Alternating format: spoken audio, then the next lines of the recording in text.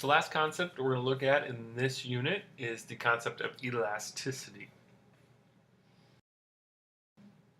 Elasticity is how much price will change based on another variable.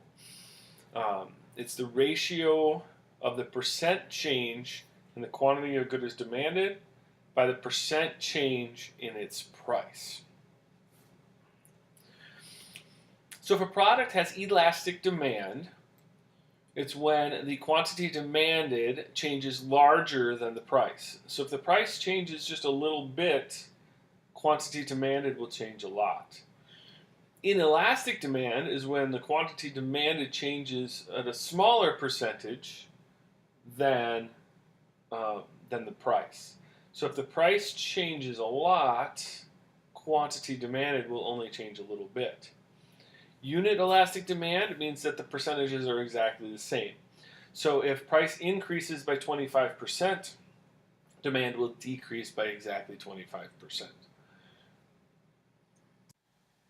Here are some graphs to illustrate that point. Graph A is of elastic demand.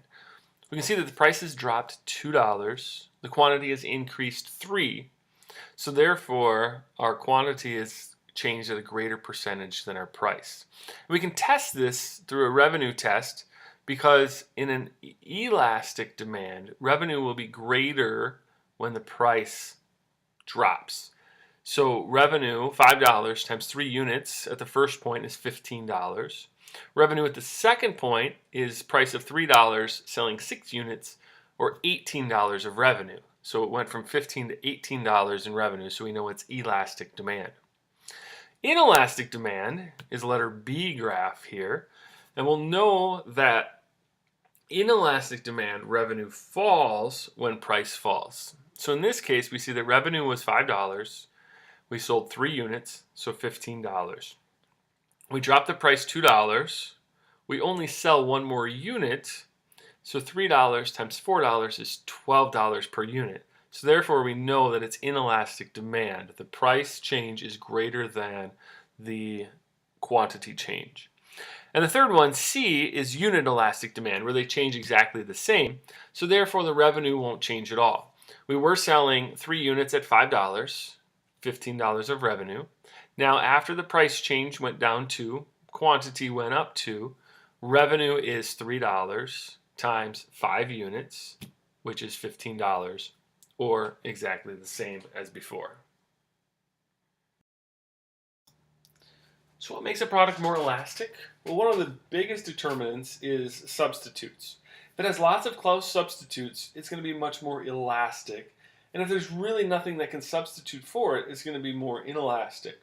For example, if there's a medicine that you need to keep you healthy, and there's no other medicines that will do it, it's going to be very inelastic. You're going to be willing to pay a lot more for that because there's no other options.